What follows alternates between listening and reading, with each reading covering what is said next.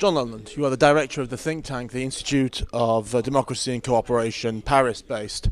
Clearly an important conference today on Ukraine. From what you were saying, it sounds to me like you are convinced we are heading, or we are already in, a second Cold War. Is that the case?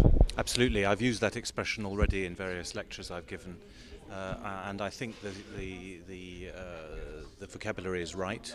We've seen military exercises, NATO military exercises last week in the Baltic states. We've seen the announcement that American troops will be stationed permanently in Poland and Eastern Europe.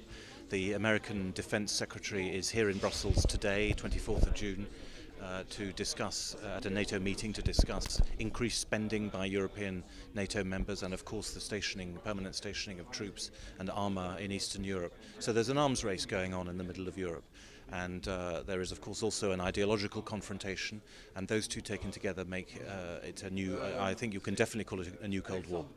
You also spoke about the fact that there is likely to be a lack of rapprochement, likely to be a lack of backing down. How long do you feel this is going to go on for?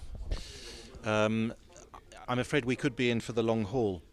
I think that both NATO and the European Union have an interest in prolonging and in aggravating the conflict with Russia. It serves their institutional self-interest.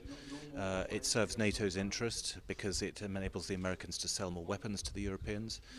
Institutionally, the European Union is bolstered by having an external enemy and by having an ideological enemy, which Russia has now been created as. So I think that things could get worse and remain bad for a very long time. You know, last week we saw the freezing of bank accounts in Belgium and in France, including the bank account of the Russian embassy. These are very, very hostile acts. And it's difficult to know how far it can go, but I think that we need to be prepared for all kinds of possibilities. The way that you're speaking makes it sound almost as if the EU, NATO, America has been waiting to recreate Russia as the enemy. Is that the case? There's a lot of background to this, yes. We just gave a press conference in the Anna Politkovskaya press room. She is remembered wrongly, in my view, as a journalist who was murdered by the Russian authorities, or somehow by someone acting on behalf of the Russian authorities.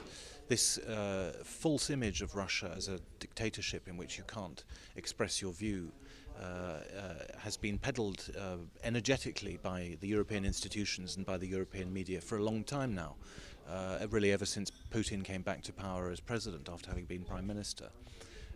So I think there's a lot of background to this. There's been a long build-up to it. Most people, certainly many people who work in the European Parliament and the European organisations, are convinced that Russia is an authoritarian state and that it threatens the security of the whole of Europe. I think all those things are wrong, but I believe that the people believe them. And with that background, I can't really see any way out of the current crisis.